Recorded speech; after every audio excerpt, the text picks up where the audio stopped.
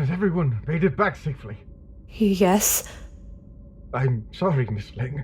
Mr. Wolf. Crescent. I've hurt you all in some way. Being at least partly responsible for some tragedies in your lives. I am sorry.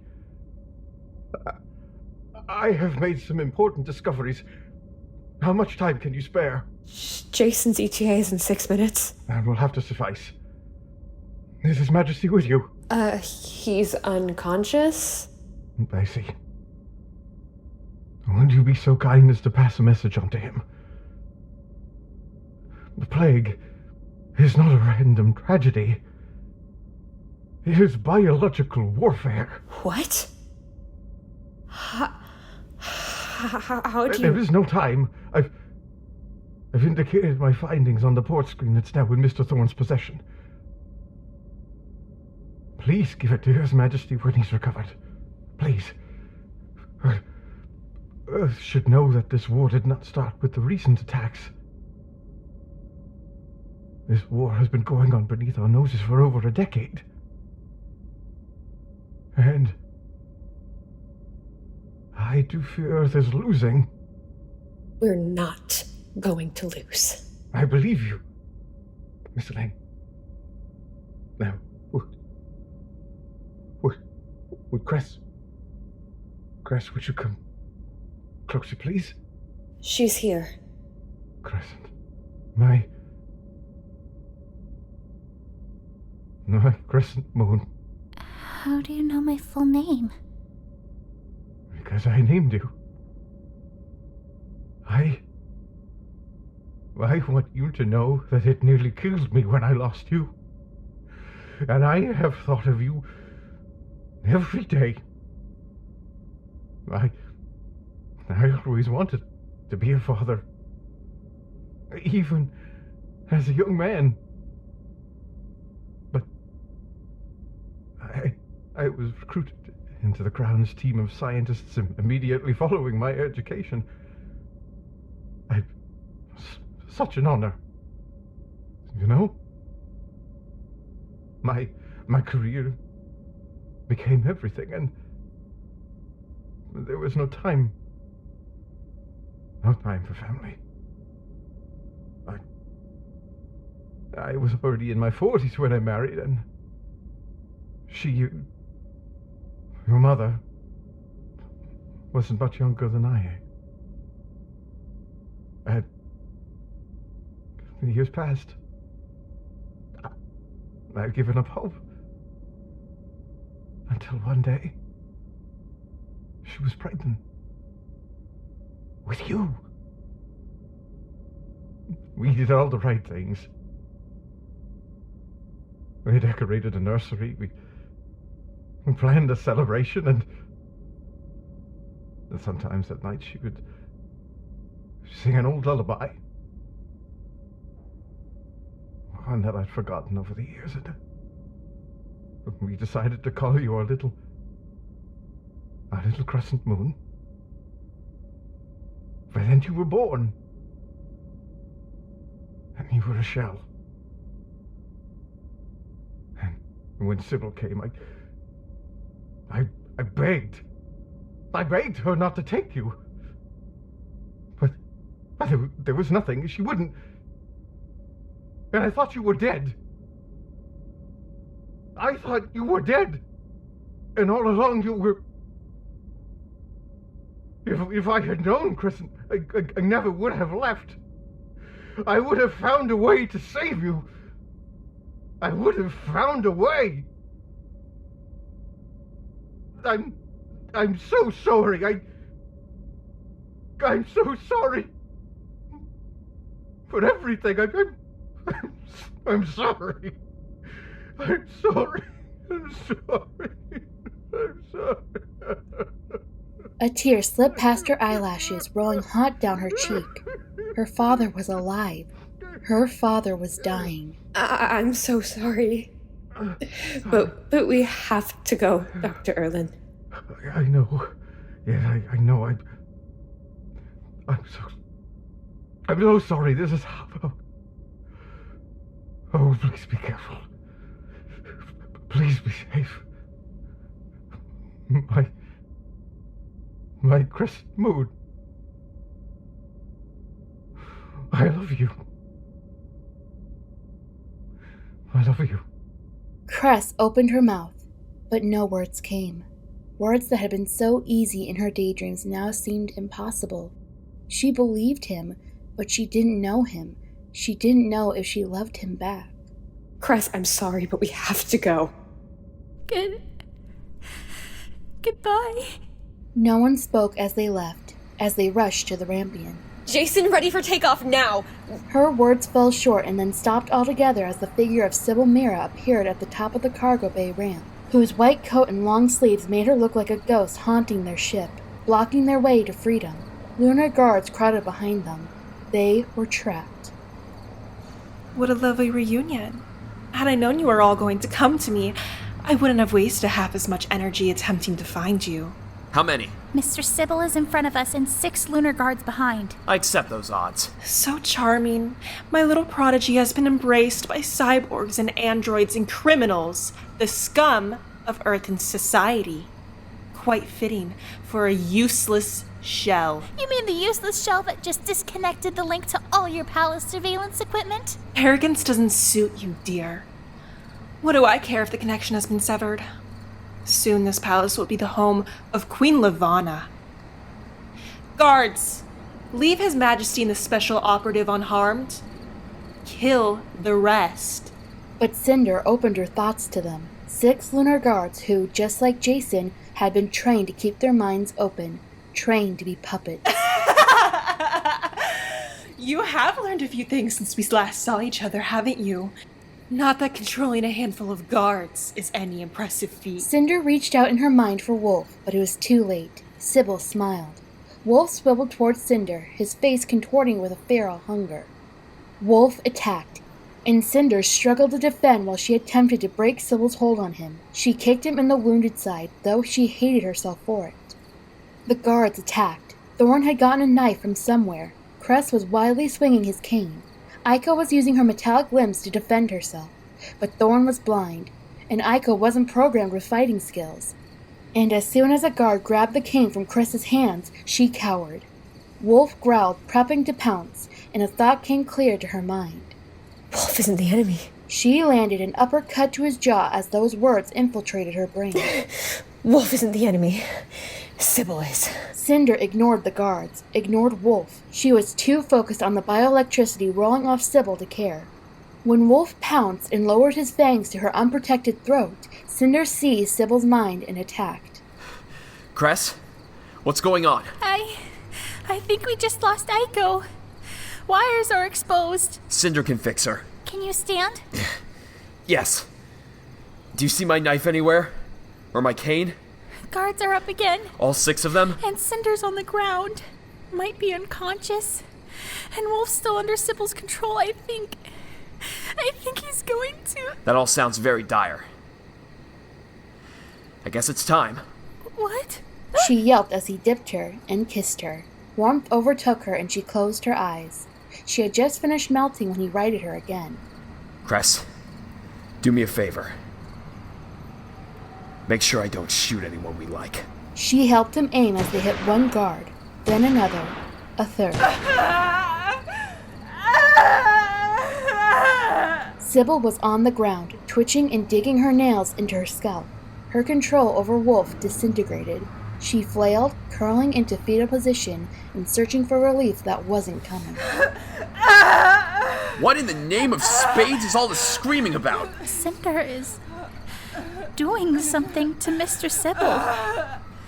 Something with her gift. We need to go now, before the military shows up. Wolf, get Aiko and Kai. I take it there's no sign of Jason? Did he betray us? Figures. Let's get out of here. What pretty birds. Wolf, leave her. Let's go. The Rampion left Sybil and her guards behind. To anyone who'd ever seen her, Levana was a vision of serenity in her ethereal red wedding gown. Her posture perfect, her hands folded neatly in her lap, except they were not folded at all, but rather balled into angry fists. Each one held a wedding band, one that she had worn far too many years, that she had once believed would bring her love and happiness, but had only ever brought her pain. The other was supposed to bring her not the love of her blind, selfish husband, but the love of an entire planet. She should have been wearing it now. Enter. Your illustrious majesty, I must apologize most severely for the delay, and for the news I have to impart to you. We have been forced, I'm afraid, to postpone the marriage ceremony. I do beg your pardon. His Imperial Majesty Emperor Kaito has been kidnapped. By whom? By Ling Cinder, your majesty. I see. Am I to believe that you did not have any security measures in place for the attempt of such an assault? Our security was compromised. Compromised? You're telling me that this teenage girl has not only escaped from your prison and evaded your capture, but has now invaded your palace, kidnapped the Emperor, and gotten away with it? Precisely correct, your majesty. And what are you doing now to retrieve my groom? We have employed every police and military unit at our disposal. Not good enough!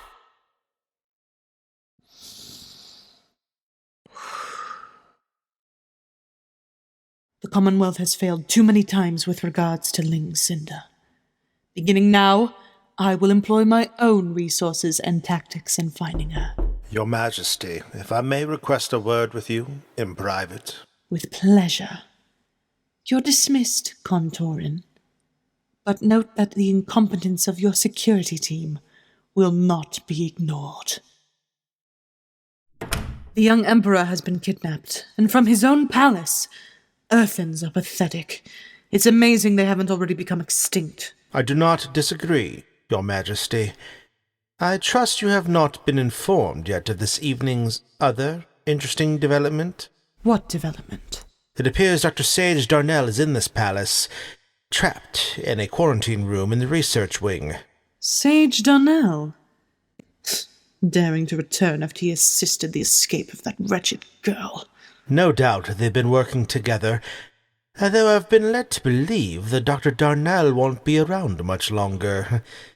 It appears he's contracted an unusual strain of letomosis, one that appears to be much faster acting than the common strain, and that infects lunars. Take me to him. Dr. Sage Darnell had been one of Levana's most promising scientists, making grand advancements in the development of Lupin soldiers on an almost monthly basis. But time had not been kind to him. Levana floated toward the glass. My good Mr. Darnell, I did not think I would ever again have the pleasure. Your Majesty, I thought I might use your voice one more time. I must say, I'm delighted with this irony. You left an honorable position on Luna to come to Earth and devote your last withering years to finding a cure for this disease. A disease that I already have found the antidote for. In fact, come to think of it, I might have some samples with me in the palace. I could have the antidote brought to you, but I don't suppose I will. Worry not, my queen. I would not take it from you even if you did. Now that I know the lengths you've gone to obtain it. The lengths I've gone to, in order to cure a disease that until this day did not affect my own people. I do believe that's rather charitable of me, wouldn't you say? I figured it out, my queen. I truly believed that all shells were killed when you took them from us. But that's not true. Were any of them killed? Or is it all just for show? The means of putting them into seclusion and harvesting their blood without anyone coming to look for them? You had a shell child once, didn't you? Remind me, was it a little boy or a little girl? Perhaps when I return home I can find them and tell them how small and pathetic their father was when he died right before my eyes. What's most interesting to me is that the first documented case of letomosis occurred 12 years ago. yet you've been collecting antibodies for much longer than that. This disease is your doing.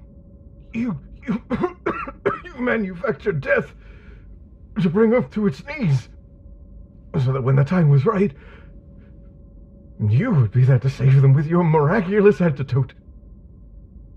One that you stashed away all along. It's biological warfare, and Earth has no idea. And they will continue to have no idea, because I'm going to stand here and watch you die. You honestly think I would carry this secret to my grave? Your Majesty. Finally. Report. Our men managed to surround Ling Cinder and her companions. And you got them?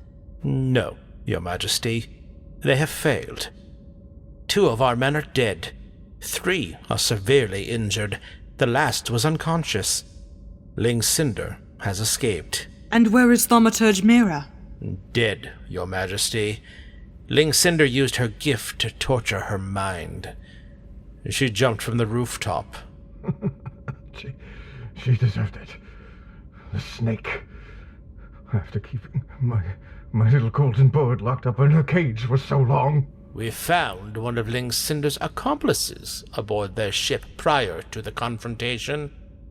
Her new pilot, it would seem. Jason Clay. Dearest Sir Clay. My queen? My understanding is that you abandoned your thaumaturge in a pivotal battle in order to side with Ling Cinder against the Lunar Crown. Your being here leads me to believe that you are also involved with the kidnapping of my betrothed. You are a traitor to myself and the throne. How do you plead? Innocent, my queen.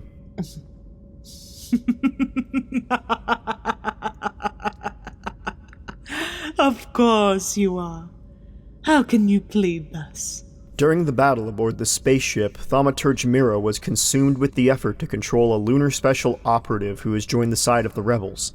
With my own faculties open, Ling Cinder forced me to comply with her will and fight against my thaumaturge, ultimately leading her to abandoning the ship and leaving me aboard. Realizing this was an opportunity to ingratiate myself to the rebels, I have spent these past weeks acting as a spy with the intention of reporting weaknesses and strategies when I was finally able to return to my queen, who I am most honored to serve. No doubt your eagerness to return encompassed a desire to see your beloved princess as well. I live to serve all members of the Lunar Royal family, my queen. And how can I believe that you remain loyal to me when you are standing before me in chains, having been dragged from my enemy's own ship? I would hope my actions prove my loyalties. Had I wanted Ling Cinder to succeed in her objectives, I would have not sent Thaumaturge Mira a comm informing her when and where I would be arriving with that ship.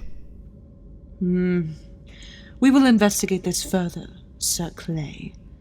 But as you claim to have been gathering information for weeks, tell me, in your estimation, does Cinder have the mental focus required to torture an enemy, driving them to the brink of insanity? Absolutely not, Your Majesty. Absolutely not. Well then, you are either much stupider than I ever expected, or you are lying, as that is precisely what she did today against my head thaumaturge herself. Of course he's lying. She's capable of killing your head thaumaturge and all your guards and your entire court. She's Princess Celine, the true heir to the throne. She can kill you all, and she will kill you all.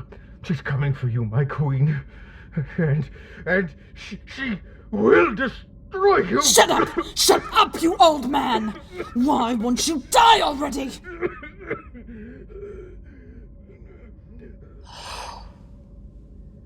I am the rightful queen of Luna, of Earth, of the entire galaxy. No one will take that from me. Fate thickens the air. We know our time is near. This is a revolution. We are rising up. We are rising up. This is a